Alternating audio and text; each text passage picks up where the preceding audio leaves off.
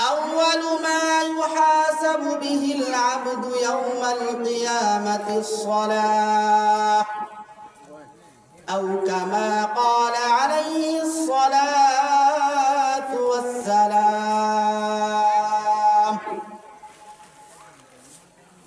صدق الله المولانا العظيم وصدق رسوله النبي الكريم ونحن على ذلك من الشاهدين والشاكرين والحمد لله رب العالمين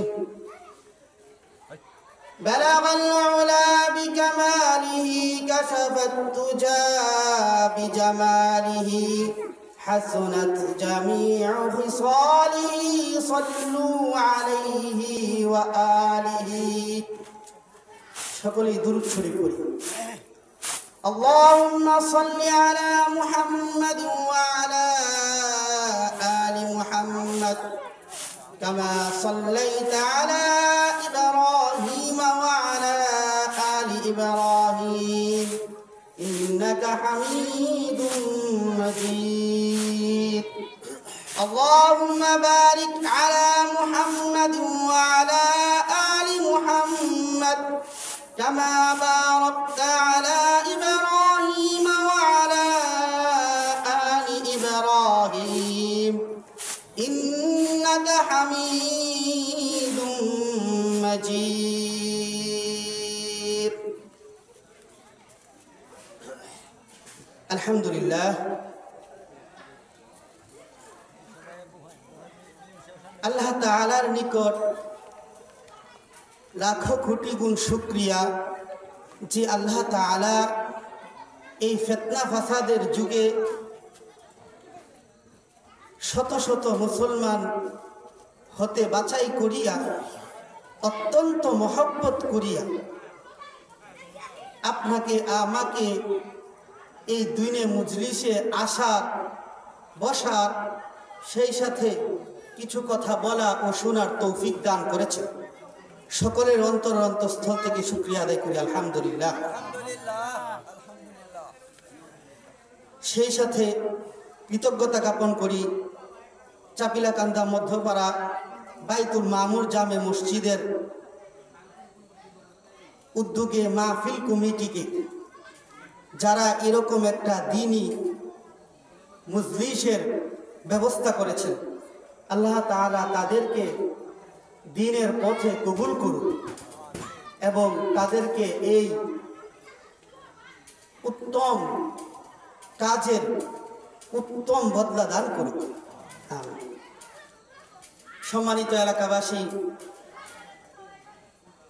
যারা বাজারে ঘোরাফেরা করতেছেন বাড়িতে আছেন আমি আপনাদেরকে বলবো আমি আপনাদের ঘরের সন্তান ঘরের ছেলে তো সেক্ষেত্রে অন্তত উৎসাহ দেওয়ার জন্য হলেও আপনারা ঘোরাফেরা না করে মাঠে চলে আসবেন মাঠে বসবেন আলোচনা শুনবেন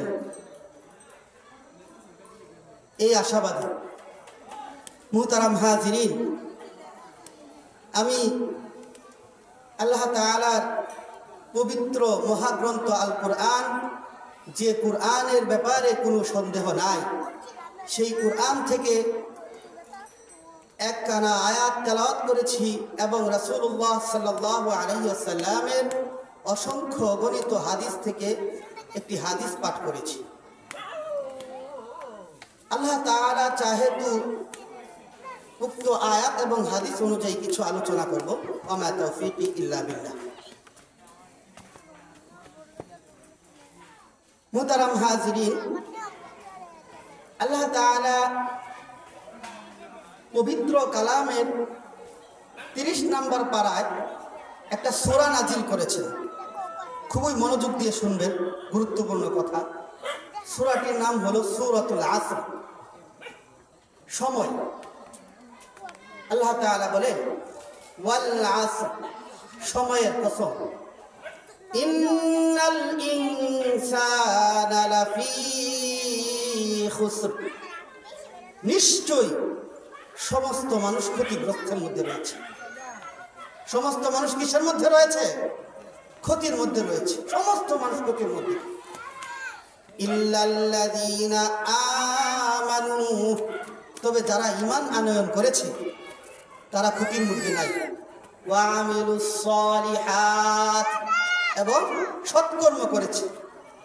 আল্লাহ তাআলা সময়ের কসম করে বলতেছেন যে সমস্ত মানুষ ক্ষতির মধ্যে, তবে যারা ঈমান আনয়ন করেছে এবং সৎকর্ম করেছে তারা ব্যতীত।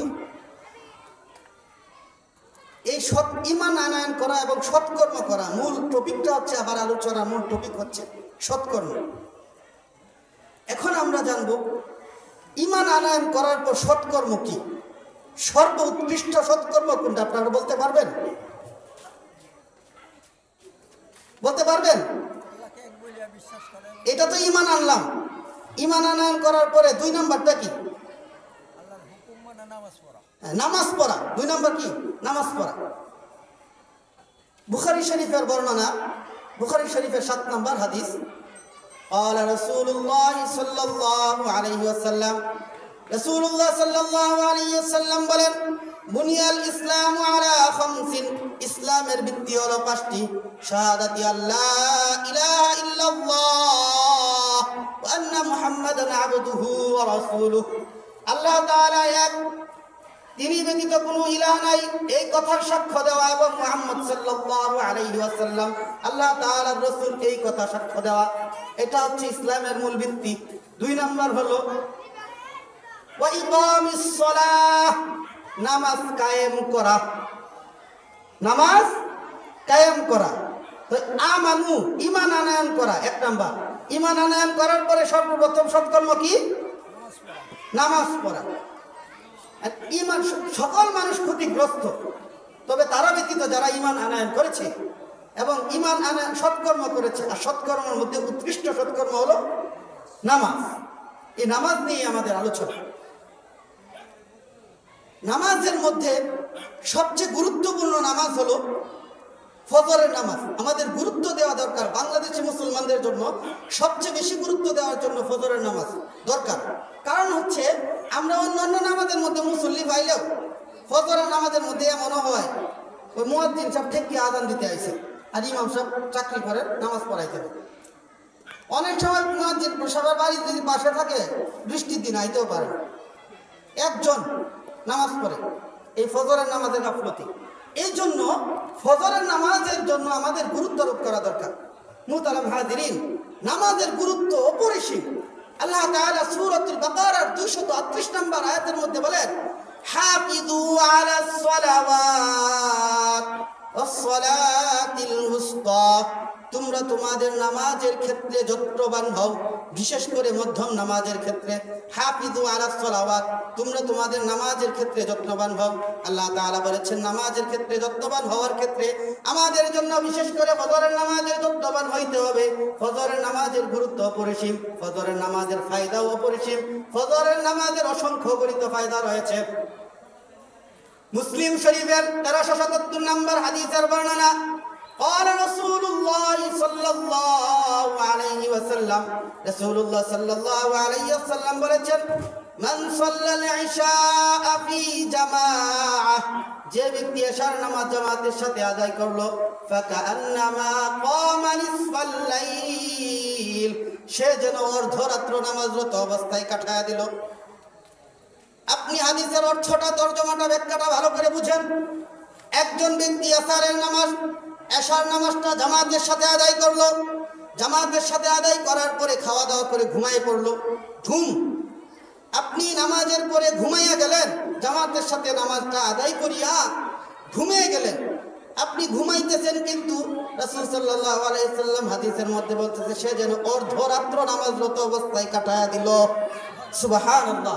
আপনি আমি নামাজ পড়ে ঘুমাই গেলাম, অর্ধরাত্র নামাজ রত অবস্থায় কাটায়া দিলাম। কত গুরুত্বপূর্ণ এশার নামাজ। তারপর হচ্ছে হাদিসের অপর অংশ, আমান সাল্লাস সুবহা ফি জামাআহ, আর যে ব্যক্তি এশার নামাজ পড়ে ঘুমাই গেল, সাথে সাথে ফজরের নামাজটাও জামাতের সাথে আদায় করলো, ফাকান্নামা সাল্লাল লাইলা কুল্লাহ, সে যেন পুরা রাত্র নামাজরত অবস্থায় কাটায়া দিল। সুবহানাল্লাহ। চিন্তা করে দেখুন, নামাজ পড়লাম এশারের জামাতের সাথে, ঘুমাই গেলাম, আবার ফজরের রক্ত হইছে, মুয়াজ্জিন আযান দিছে, মুয়াজ্জিনের আযান শুনিয়া ওযু করিয়া ঘরে মসজিদে আইসা জামাতের সাথে নামাজ আদায় করলাম, মাঝখানে ঘুমাইলাম, কিন্তু পূর্ণ রাত্র যেন নামাজরত অবস্থায় কাটায় দিলাম। নামাজের সওয়াব দেওয়া হবে, ফজরের নামাজের ফায়দা, বুঝছেন নি? তিরমিজি শরীফের 2164 নম্বর হাদিসের বর্ণনা, قال رسول الله صلى الله عليه وسلم, রাসূলুল্লাহ সাল্লাল্লাহু আলাইহি ওয়াসাল্লাম ইরশাদ করেছেন, মান সাল্লা সুবহা ফাহুয়া ফি যিম্মাতিল্লাহ, যে ব্যক্তি ফজরের নামাজ আদায় করলো সে আল্লাহ তাআলার জিম্মায় চলে গেল। ফজরের নামাজ আপনি আদায় করলেন, আপনার জিম্মা দায়িত্ব আল্লাহ তাআলার, আপনার দুনিয়ার রিজিকের ফয়সালা আল্লাহ তাআলা করবেন, আপনার বিপদ থেকে উদ্ধারের ফয়সালা আল্লাহ তাআলা করবেন, দুনিয়াকে কিভাবে সুখ শান্তিতে জীবন যাপন করবেন সেইটার ফয়সালা আল্লাহ তাআলা করবেন, মৃত্যুর পর কবরের জীবনের ফয়সালা, হাসর নাসরের ফয়সালা সমস্ত আল্লাহ তাআলা করবেন। রাসূল সাল্লাল্লাহু আলাইহি ওয়াসাল্লাম হাদিসের অপর অংশে বলেন, ফালা ইউতবিআন্নাকুমুল্লাহু বিশাইইন ফি যিম্মাতিহি, সাবধান তোমাদেরকে যেন তার জিম্মার ব্যাপারে প্রশ্নবিদ্ধ না করে, যে হে অমুক আমার এই বান্দা ফজরের নামাজ আদায় করেছে, তুমি কেন তাকে জুলুম করলা, তুমি কেন তার উপর অত্যাচার করলা, তারে কেন গালি দিলা? রাসূল সাল্লাল্লাহু আলাইহি ওয়াসাল্লাম বলেছেন, সাবধান, এরকম প্রশ্নবিদ্ধ যেন আল্লাহ তাআলার সামনে না হও, এরকম প্রশ্নের সম্মুখীন হয় না, বুঝলেন? তো রাসূল সাল্লাল্লাহু আলাইহি ওয়াসাল্লাম বলতেছে, যে ব্যক্তি ফজরের নামাজ আদায় করলো সে যেন কি করলো, আল্লাহ তাআলার জিম্মায় চলে গেল, বুঝলেন? আবু দাউদ শরীফের 561 নম্বর হাদিসের বর্ণনা, قال رسول الله صلى الله عليه وسلم, রাসূল সাল্লাল্লাহু আলাইহি ওয়াসাল্লাম বলেন, বাশশিরিল মাশাইনা বিয-যুলাম ইলাল মাসাজিদ বিন-নূরিত তাম ইয়াউমাল কিয়ামাহ, যারা অন্ধকারে হেঁটে হেঁটে মসজিদে আসে তাদেরকে কাল কিয়ামতের দিন পরিপূর্ণ নূরের সুসংবাদ দাও। আপনি আমি যদি অন্ধকারে, এই অন্ধকার রজনীতে যদি আল্লাহ তাআলার ডাকে সাড়া দিয়ে মুয়াজ্জিনে যখন হাইয়া আলাস সালাহ হাইয়া আলাল ফালাহ বলে, তখন সাথে সাথে এই ডাকে সাড়া দিয়ে যদি মসজিদে অন্ধকারে পায়ে হেঁটে হেঁটে আসি, আল্লাহ তাআলা বলেছেন, রাসূল সাল্লাল্লাহু আলাইহি ওয়াসাল্লাম বলেছেন, তাকে কিয়ামতের দিন পরিপূর্ণ নূরের সুসংবাদ দাও। আপনার হাতে লাইট আছে, কিভাবে আসবেন? এখন তো একদম নির্ঘুম অন্ধকার, আপনি যদি আসেন তাহলে ওই হুচটকে পড়ে যাওয়ার সম্ভাবনা থাকবে, কিভাবে আসবেন? এটারও তো পন্থা বলে দিতে হবে। তো উলামায়ে কেরাম বলেছেন, একটা পন্থা অবলম্বন করতে পারেন, সেটা হচ্ছে আপনি লাইট ধরলেন, কিছুটা রাস্তা দেখা গেল, লাইটটা নিভাইয়া নিলেন, আবার হাঁটলেন, আবার ধরলেন, লাইটটা নিভাইয়া নিলেন, অন্ধকারে হাঁটলেন না? অন্ধকারে কিন্তু হাঁটা হয়েছে, লাইট ধরে রাস্তাটা দেখে আমি লাইটটা নিভাইয়া নিছি, অন্ধকারে হাঁটা হয়েছে, পরিপূর্ণ নূরের সুসংবাদ দিবেন। 28 নাম্বার পারার 20 নাম্বার পৃষ্ঠার মধ্যে আল্লাহ তাআলা বলেন, সূরাতুত তাহরীমের মধ্যে বলেন, নূরুহুম ইয়াসআ বাইনা আইদিহিম ওয়া বিআইমানিহিম, তারা পরিপূর্ণ নূরের প্যাকেটের মধ্যে থাকবে। তারা এই যে যারা অন্ধকারে হেঁটে হেঁটে মসজিদে আসে, তারা কিয়ামতের দিন পরিপূর্ণ নূরের প্যাকেটের মধ্যে থাকবে। যারা বেনামাজি জাহান্নামীরা বলবে, উনজুরুনা নাকতাবিস মিন নূরিকুম, হে নামাজির দল, হে জান্নাতবাসীগণ, তোমরা একটু দাঁড়াও, তোমাদের কাছ থেকে একটু নূর নেই। কিলা রাজিউ ওয়ারাআকুম, তাদেরকে বলা হবে, যাও এখান থেকে সরে যাও, পিছনে হটো, চান্স হবে না, তারা নূর পাবে না। তো আপনি আমি যদি অন্ধকারের রজনীতে পায়ে হেঁটে হেঁটে মসজিদে আসি, আমরা এই সৌভাগ্যের অধিকারী হয়ে যাব, কিয়ামতের দিন পরিপূর্ণ নূরে বেষ্টন করে নেবে আমাদেরকে। মুহতারাম হাজিরিন, রাসূলুল্লাহ সাল্লাল্লাহু আলাইহি ওয়াসাল্লাম বলেছেন, আস-সালাওয়াতুল খামস, 5 ওয়াক্ত নামাজ। আপনি ফজর পড়লেন, ফজর থেকে জোহর পর্যন্ত, জোহর পড়লেন, জোহর থেকে আসর পর্যন্ত, আসর পড়লেন, আসর থেকে মাগরিব পর্যন্ত, মাগরিব পড়লেন, মাগরিব থেকে এশা পর্যন্ত 5 ওয়াক্ত নামাজ। ওয়াল জুমআতু ইলাল জুমআ, 5 ওয়াক্ত নামাজ পড়লেন এবং জুমআ থেকে আরেক জুমআ। রমাদান ইলা রমাদান, এক রমজান থেকে আরেক রমজান। মুকাফফিরাতুন লিমা বাইনাহুন্না ইযা জাতুনিবাতিল কাবাইর। 5 ওয়াক্ত নামাজ, এক রমজান থেকে আরেক রমজান আপনি 5 ওয়াক্ত নামাজ পরিপূর্ণভাবে আদায় করলেন। এর মধ্যে যদি কোনো গুনাহ খাতা হয় আল্লাহ তাআলা মাফ করে দিবেন। আপনি 5 ওয়াক্ত নামাজ ঠিকমতো আদায় করে গেলেন, জুমার নামাজ আদায় করলেন, মাঝখানে 5 ওয়াক্ত নামাজ আদায় করলেন, পরবর্তী জুমার দিন এর ভিতরে যদি কোনো ত্রুটি থেকেও যায় যে আপনার মাফ হয়নি, এই জুমার নামাজ আদায়ের সাথে সাথে মাফ হয়ে যাবে। অনুরূপ আপনি এক রমজান থাকলেন, আরেক রমজান পর্যন্ত যদি কোনো গুনাহগাতা হয়ে থাকে আরেকটি রমজান আপনার কাফফারা হয়ে যাবে। শর্ত হচ্ছে কবিরা গুনাহ থেকে বেঁচে থাকতে হবে। ইযা জাতুনিবাতিল কাবাইর, কবিরা গুনাহ থেকে বেঁচে থাকতে হবে। নামাজের কত ফায়দা, নামাজের কত ফায়দা, নামাজের কত গুরুত্ব। খুবই কষ্ট লাগে, দুঃখ ভারাক্রান্ত হৃদয় নিয়ে বলতে হয় যে রাসূল সাল্লাল্লাহু আলাইহি ওয়াসাল্লাম সৃষ্টির শ্রেষ্ঠ মানব, যিনি হচ্ছেন সমস্ত মানুষের, সমস্ত মাখলুকের মধ্যে শ্রেষ্ঠ, সমস্ত আম্বিয়া কেরামের মধ্যে শ্রেষ্ঠ, সেই রাসূল সাল্লাল্লাহু আলাইহি ওয়াসাল্লাম মৃত্যুর ক্লান্তি লগ্নে যখন মৃত্যুর শয্যায় আছেন, মৃত্যুর আগ মুহূর্তে সালাত সালাত বলে কি করেছেন, রুলাজারি করেছেন। সেই নবীর উম্মত হইয়া আমরা নামাজ পড়েও বলি একটা দল আছে তাদের নামাজ লাগে না। যে নবী অসুস্থ অবস্থায় সাহাবীদের কাঁধে ভর করিয়া জামাতে শামিল হয়েছে নামাজ পড়ার জন্য, যে নবী বিশ্ব শ্রেষ্ঠ মানব, সেই নবীর ক্ষেত্রে যেহেতু নামাজ মাফ হয় নাই, এখন যে দরবেশ গুলার, যে ফকির গুলার নামাজ মাফ হয়ে যায় তাদের নামাজ লাগে না, এরা কি তাদের ভাষ্য মতে নবীর ঊর্ধ্বে না? কিছু বলবো না। আল্লাহ তাআলা তাদেরকে হেদায়েত দান করুক, দ্বীনের সঠিক বুঝ দান করুক। মুহতারাম হাজিরিন, নামাজের অসংখ্য অগণিত ফায়দা।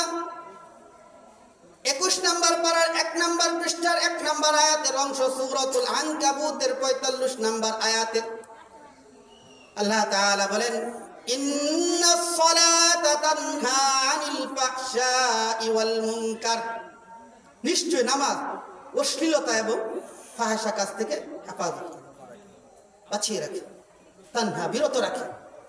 এখন আমাদের সমাজে কিছু লোক দেখা যায়, ভাই চলো নামাজ পড়ি, কেন নামাজ পড়ো না, চলো নামাজ পড়ি। আমাদের প্রশ্ন, হুজুর কিভাবে নামাজ আমাকে অশ্লীলতা থেকে বেঁচে রাখে? আমি তো নামাজটা পড়ে এসে একজনের আইলে কূপ দিতেছি। হুজুর নামাজ পড়ে এসে আমি একটা মায়ের দিকে তাকাইতেছি, নামাজটা পড়ে এসে আমি একজনকে গালি দিতেছি, টিভি দেখতেছি, নাটক সিনেমা অশ্লীলতায় লিপ্ত আমি, তাহলে কিভাবে আমার নামাজ আমারে কি করলো? গুনাহ থেকে বাঁচাইছে। উলামায়ে কেরামের একটা অসংখ্য ব্যাখ্যার মধ্যে একটা ব্যাখ্যা হইল, চিন্তা করে দেখেন, আপনার 5 ওয়াক্ত নামাজ অবশ্যই আপনাকে গুনাহ থেকে বাঁচায়। আপনি চিন্তা করে দেখেন, আমি আপনাদের দ্বারা উদাহরণ দিচ্ছি। মাগরিবের নামাজ পড়ছেন, প্রত্যেক দিন নামাজ পড়তে যদি কেউ 32 রাকাত নামাজ হয়, যদি কেউ সুন্নত বেতে সহ পড়ে, নরমাল নফল ছাড়া সম্ভবত 32 রাকাত, একটু কম বেশ হইতে পারে। এই 32 রাকাত নামাজের মধ্যে যদি কেউ ভালো করে পড়ে তাহলে মিনিমাম 1.5 ঘন্টা সময় লাগবে। এই 1.5 ঘন্টা সময়, তো এই মাগরিবের নামাজটা ধরে উদাহরণ দিই। আমি নামাজ পড়লাম 15 মিনিট নামাজ পড়লাম। নামাজের পর যে মাহফিলের প্যান্ডেলে এসে বসলাম, আমি যে মসজিদে ঢুকলাম নামাজের আগে 5 মিনিট, 15 মিনিট নামাজ পড়লাম 20 মিনিট। এই 20 মিনিটের ভিতরে আমার দ্বারা কোনো গুনাহের কাজ হয়েছে? আমি কিন্তু ওইখানে গিয়ে একটা অশ্লীল সিনেমায় লিপ্ত হয়ে যাব, মোবাইলের মধ্যে সিনেমা দেখবো, খেলা দেখবো, একজনকে গালি দিব, চিন্তা করে রাখছি নামাজটা পড়ে গিয়ে একজনের সাথে ঝগড়া করুন। কিন্তু এই যে নামাজ পড়তেছি, মসজিদে আসছি, আমার দ্বারা গুনাহ হয়েছে? 20 মিনিট গেল, নামাজের পরে 20 মিনিট ধরে এখানে বসে আছেন, আপনার দ্বারা কোনো গুনাহকার কাজ হয়েছে? হয় নাই। 40 মিনিট গেল। এরকম প্রতিদিন মিনিমাম 1.5 ঘন্টা সময় লাগে আপনার আমার নামাজ পড়তে। সারাদিন আমি অশ্লীলতায় লিপ্ত, ফাহিশা কাজে লিপ্ত, জুলুম অন্যায় অবিচারে লিপ্ত, কিন্তু আমি যখন আইসা নামাজ পড়তেছি তখন কি আমার দ্বারা গুনাহ হইতেছে? একদিনে আমার এই 1.5 ঘন্টা সময় যে যাইতেছে, এই 1.5 ঘন্টা সময় গুনাহ হইতেছে। এই 1.5 ঘন্টা সময় যে আমি গুনাহ থেকে বেঁচে আছি, কোন চিল্লায়? নামাজের চিল্লায় না, নাকি অন্য কোনো মাধ্যমে? নামাজে আসছি বলেই তো এই 1.5 ঘন্টা আমি নামাজ থেকে বেঁচে আছি, এই গুনাহ থেকে বেঁচে আছি, ঠিক আছে না? তার মানে নামাজ অবশ্যই অশ্লীলতা বা ফাহিশা কাজ থেকে হেফাজত করে। আজকে আপনি আমাকে 50 মিনিট, আধা ঘন্টা, 1.5 ঘন্টা নামাজ আমার এই অশ্লীলতা থেকে বাঁচায় রাখতেছে। কালকে নামাজ পড়তে পড়তে একদিন এমন হবে সারা দিনে আমাকে, সারা বছর, সারা মাস, মৃত্যুর আগ পর্যন্ত গুনাহ থেকে বাঁচায় রাখবে। সুবহানাল্লাহ। নামাজ এমন একটা জিনিস। আর একটা ফায়দা, আমরা বলি হুজুর আল্লাহ তাআলা আমরা সাহায্য করে না, কত বালা মুসিবতে আছি, কত দুশ্চিন্তায় আছি, কত আমার বাড়িতে অসুস্থ, মা অসুস্থ, বাবা অসুস্থ, স্ত্রী সন্তান অসুস্থ, সুস্থ হয় না। সাহায্য এই যে আল্লাহ তাআলার কাছে চাই, আল্লাহ তাআলা কি করে না, দেখে না, আমার দিকে চায় না। কিন্তু আল্লাহ তাআলা যে পদ্ধতি বলে দিছে, আমরা এই পদ্ধতিতে চাইতে পারি না। চাইতে পারি? আল্লাহ তাআলা বলেন সূরাতুল বাকারার 45 নম্বর আয়াত, 1 নম্বর পারার 6 নম্বর পৃষ্ঠার মধ্যে বলেন ওয়াস্তাঈনু বিস-সাবরি ওয়াস-সালাহ, তোমরা নামাজ এবং ধৈর্য ধারণ করার মাধ্যমে আল্লাহ তাআলার নিকট সাহায্য প্রার্থনা করো। 2 নম্বর পারার 2 নম্বর পৃষ্ঠা সূরাতুল বাকারার 73 নম্বর আয়াতের মধ্যে আল্লাহ তাআলা বলেন ইয়া আইয়ুহাল্লাযীনা আমানু ইসতাঈনু বিস-সাবরি ওয়াস-সালাহ, হে ঈমানদারগণ তোমরা নামাজ এবং ধৈর্য ধারণ করার মাধ্যমে আল্লাহ তাআলার সাহায্য প্রার্থনা করো। আমরা আল্লাহ তাআলাকে ডাকতে জানি না, সাহায্য চাইতে জানি না। যদি আমরা সাহায্য চাওয়ার মতো, যেভাবে চাওয়ার পদ্ধতি আল্লাহ তাআলা বলে দিয়েছেন, সেইভাবে যদি চাইতে পারি অবশ্যই সাহায্য পাবো।